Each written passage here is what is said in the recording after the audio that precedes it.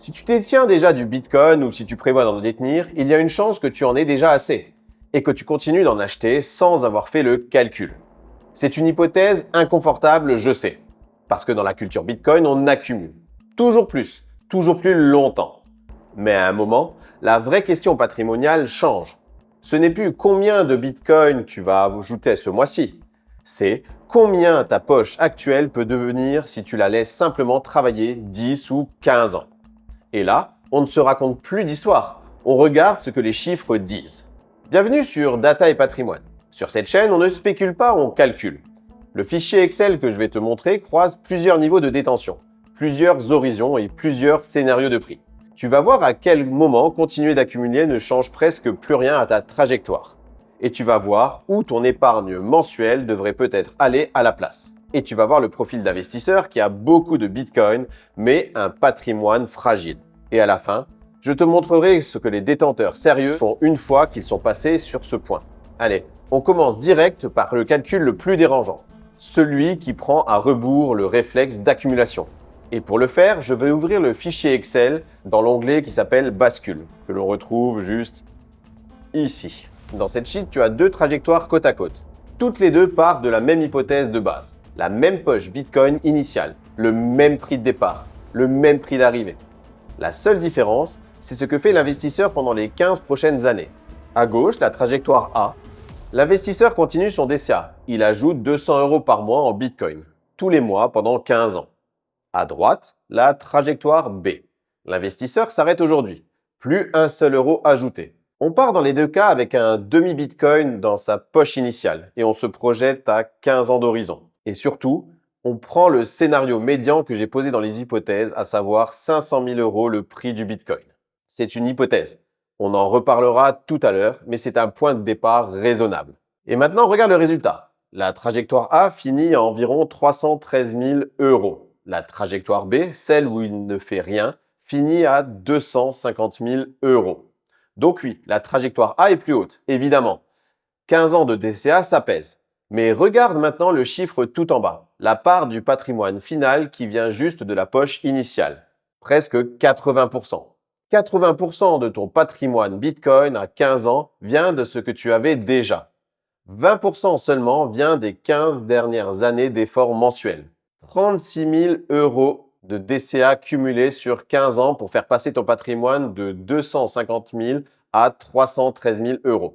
C'est ça le point de bascule. À partir d'un certain niveau de poche initiale, ton effort d'épargne marginal pèse de moins en moins lourd face au travail du temps sur ce que tu as déjà. Et là, on ne se raconte pas d'histoire. 36 000 € sur 15 ans, c'est du vrai effort. Quelqu'un qui met 200 € par mois pendant 15 ans, ce n'est pas rien. Mais en termes patrimoniaux, c'est devenu marginal par rapport à ce que la poche initiale fait toute seule. Et je sais ce que tu dis. Oui, mais 500 € de plus, c'est quand même 500 €. Bien sûr. Mais la vraie question n'est pas est-ce que ça rapporte quelque chose? La vraie question est est-ce que cet euro marginal sert encore à la même chose qu'avant? Et avant de continuer, si en regardant ces deux courbes, tu te demandes où tu te situes vraiment, toi, je fais des audits patrimoniaux où on reprend ton âge, ton patrimoine, ton exposition Bitcoin et ton horizon. Le lien est juste ici en description et on en reparlera à la fin. Allez, tout de suite, on enchaîne. Ce que tu viens de voir, ça a un nom. Et c'est ce nom-là qui structure toute la suite de la vidéo. Ça s'appelle le Cost FIRE. Tu connais probablement le FIRE classique. Financial Independence Retire Early. L'idée, c'est d'accumuler assez de capital aujourd'hui pour pouvoir arrêter de travailler maintenant. Tu vis sur ton capital, en général en retirant 3 ou 4% par an. C'est la fameuse règle des 4% qui vient des études américaines sur les retraits soutenables. Et si tu veux en savoir un peu plus sur ce taux de retrait, je t'invite à regarder la vidéo que tu trouveras juste ici. Et donc, le Cost FIRE, c'est différent. Et c'est ce qui m'intéresse ici. Le Cost FIRE, ce n'est pas vivre de son capital aujourd'hui. C'est avoir déjà assez investi pour que grâce au temps et à la croissance, ton capital atteigne ton objectif plus tard. Même si tu arrêtes complètement d'épargner dès maintenant. Le Cost FIRE, ce n'est pas arrêter de travailler. C'est arrêter de dépendre uniquement de ton épargne future. Le concept vient de la communauté FIRE américaine qui l'a construit sur des hypothèses de rendement composées d'actions diversifiées long terme, en général entre 4 et 7% par an après inflation.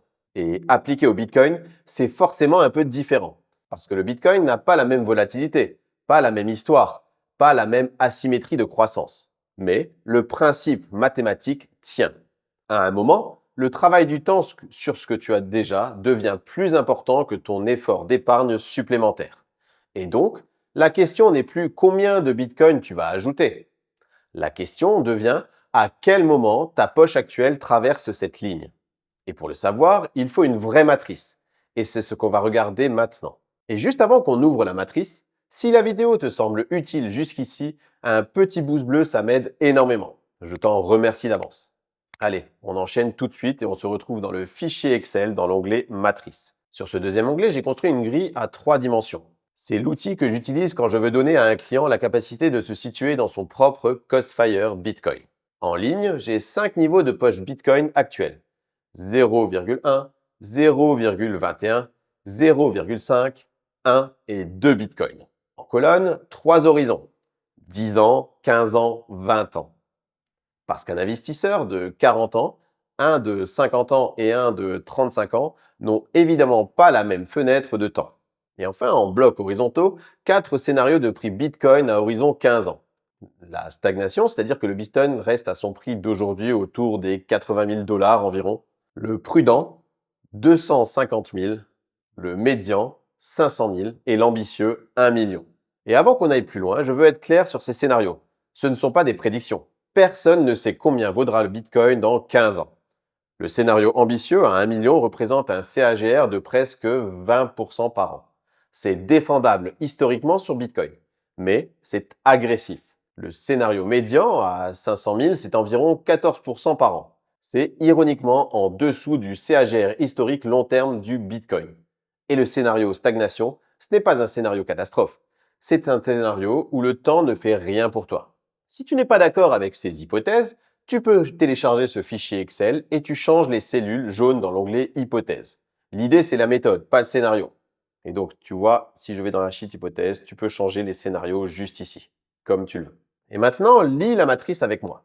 Une cellule, c'est la valeur en euros que représente une poche Bitcoin donnée à un horizon donné dans un scénario donné. Prends par exemple la ligne 0,5 Bitcoin en scénario médian à 15 ans. Donc, 0,5 Bitcoin dans le scénario médian à 15 ans. Et on se retrouve à 250 000 euros. Donc, un demi-Bitcoin aujourd'hui dans un scénario médian à 15 ans, ça donne 250 000 euros. Maintenant, prends un Bitcoin entier, le scénario médian à 20 ans. Tu vois? Alors, je vais t'aider dans le scénario 1 Bitcoin, dans le scénario médian à 20 ans. Juste ici, on est presque au million d'euros. Et si maintenant je choisis de prendre 2 bitcoins dans un scénario ambitieux à 20 ans, on arrive presque à 5 millions d'euros. Mais attention, ces chiffres bruts, ils ne te disent pas grand-chose tant que tu n'as pas un objectif patrimonial. C'est là qu'intervient la deuxième matrice juste en dessous. Celle-ci, pourcentage de l'objectif patrimonial atteint par la poche Bitcoin seule. Et cette deuxième matrice transforme chaque valeur en pourcentage de ton objectif patrimonial. Dans le profil de référence que j'ai posé, l'objectif est d'1 million d'euros à 60 ans pour quelqu'un qui en a 40 aujourd'hui. Tu peux évidemment le modifier, juste ici. Et là, le code couleur fait apparaître quelque chose. Tu vois les cases qui passent au vert? Ce sont les zones où ta poche Bitcoin seule atteint déjà 100% de ton objectif patrimonial. À partir de là, tu es en Costfire Bitcoin sur ce scénario. Le travail est mathématiquement déjà fait. Tu n'as plus besoin d'ajouter un seul euro pour atteindre la cible, à condition que le scénario se réalise. Et tu vois aussi les cases plus foncées qui restent loin de ta cible même à 20 ans, et toutes les nuances entre les deux. Et c'est là que je veux que tu regardes honnêtement. Où es-tu aujourd'hui dans cette grille?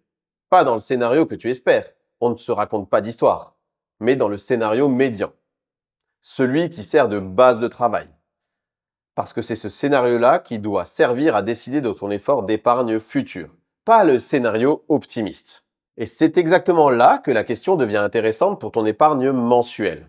Et pour traiter ce sujet, on va se retrouver dans le fichier Excel, dans la sheet réallocation juste ici. Et ici, j'ai posé une comparaison toute bête. Tu as une épargne mensuelle disponible, disons 500 euros par mois, ce qui est de profil de référence. Et tu projettes ce même effort à effort cumulé strictement identique sur 15 ans. Et là, deux options. À gauche, tout va en Bitcoin. À droite, tout va dans un mix patrimonial équilibré. disons 50% en actions diversifiées via ETF et 50% en défensif type assurance vie, fonds en euros, à un rendement net de 6% par an. C'est une hypothèse prudente et défendable pour un patrimoine rationnel. Et donc, l'effort cumulé sur les 15 ans, dans les deux cas, 90 000 euros. Et donc, le patrimoine projeté à 15 ans, autour de 160 000 euros pour un tout en Bitcoin et environ 140 000 euros pour un mix 50% actions, 50% défensif. Et en regardant les résultats, tu peux voir qu'en rendement nominal, à scénario médian, le Bitcoin gagne. Légèrement, c'est vrai, mais 20 000 euros tout de même. Mais regarde maintenant ce que je commence à montrer juste en dessous. Liquidité immédiate. Côté Bitcoin pur, c'est volatile par construction. Tu peux vendre rapidement, oui, mais à quel prix si le marché est au plus bas? Côté mix, tu as du cash, du fonds en euros, des enveloppes accessibles dans les conditions normales. Pour la fiscalité à la sortie, côté Bitcoin, la flat tax à 31,4%, sauf en cas particulier. Côté mix, le PEA, après 5 ans d'ancienneté, qui est plafonné à 150 000 euros de versement, est exonéré d'impôts, à 17,2% de prélèvements sociaux uniquement. Et l'assurance vie, après 8 ans, avec abattement annuel. Ce sont des outils français pensés pour le décaissement. Et le drawdown maximum historique, c'est ce qui me frappe le plus. Bitcoin a connu plusieurs fois des drawdowns de 75 à 85%. Un mix action défensif équilibré, c'est plutôt 30 à 40% dans les pires épisodes. Et donc, la vraie question, ce n'est pas qu'est-ce qui te rapporte le plus. La vraie question, c'est quel patrimoine te permet de traverser 15 ans sans saboter ton plan. Parce qu'un patrimoine mathématiquement plus élevé sur un tableau Excel, mais que tu ne peux pas tenir psychologiquement pendant un bear market de 2 ans, ce n'est pas un patrimoine. C'est un risque concentré. L'épargne future, une fois que ta poche Bitcoin a atteint un niveau significatif, ne devient pas inutile. Elle change de mission. Elle ne sert plus à accumuler de la croissance. Elle sert à construire la structure autour. Avec le cash de sécurité, la diversification, les enveloppes fiscales, la liquidité pour ne pas avoir à vendre du Bitcoin au pire moment. Et là, attention, je ne te dis pas qu'il faut arrêter d'acheter du Bitcoin. Je te dis que l'euro marginal que tu épargnes ne sert peut-être plus à la même chose.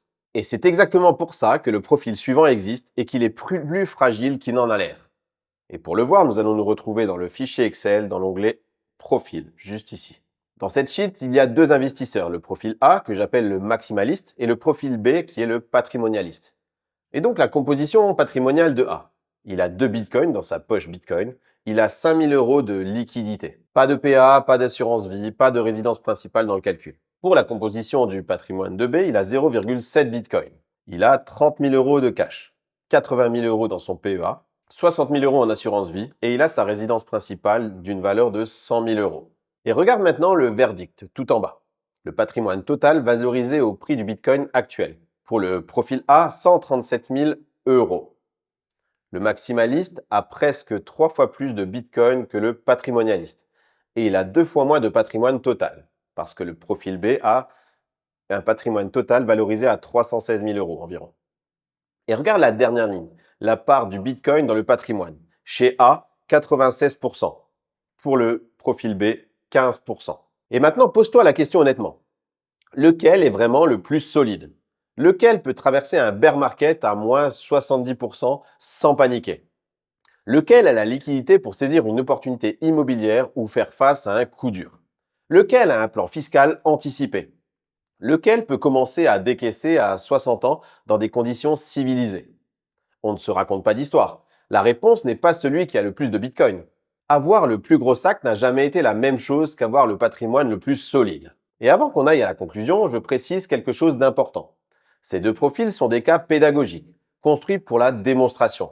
Ce ne sont pas des clients à moi, mais ces situations existent. Je les vois régulièrement quand je fais des audits patrimoniaux. Le maximaliste mathématique convaincu qui n'a aucune structure autour. Et le patrimonialiste qui dort tranquille parce qu'il a construit son écosystème complet. Si tu te reconnais plus dans le profil A que dans le profil B, et attention, il n'y a aucune honte à ça, c'est même une étape normale du parcours, c'est précisément ce qu'on travaille en audit patrimonial. On reprend ton âge, ton patrimoine total, ton exposition Bitcoin réelle, ton horizon, tes enveloppes existantes, ta fiscalité, et on regarde froidement ce que les chiffres disent. Et le lien est juste ici en description. Et maintenant, on ferme la boucle, parce que je t'avais promis quelque chose au début de la vidéo. te montrer ce que les détenteurs sérieux font une fois qu'ils ont passé le point de bascule. 3 disciplines, et la culture Bitcoin enseigne très mal ces 3. La première, c'est définir un seuil de décaissement progressif plutôt qu'un prix de vente cible. Sortir par tranche, indexé sur ton objectif patrimonial. Pas sur l'humeur du marché, pas sur un prochain ATH. Une méthode, pas une émotion. La deuxième, c'est anticiper la fiscalité au lieu de la subir. La flat tax change concrètement la trajectoire nette si tu ne la modélises pas à l'avance. Et il y a parfois des optimisations qui demandent de structurer plusieurs années avant la sortie. La troisième, c'est construire des enveloppes d'accueil avant d'en avoir besoin. PEA, assurance vie, cash de sécurité, pour que le Bitcoin qui sort ait quelque part où aller. Sinon, tu vends ton Bitcoin pour le laisser dormir sur ton compte courant. Et tu n'as rien gagné fiscalement, ni patrimonialement. Tu sais maintenant ce qui sépare un détenteur Bitcoin d'un patrimonialiste qui détient du Bitcoin. Le premier accumule, le second décaisse avec méthode. Et dis-moi en commentaire, tu te reconnais plus dans le profil A, le maximaliste, ou alors dans le profil B, le patrimonialiste?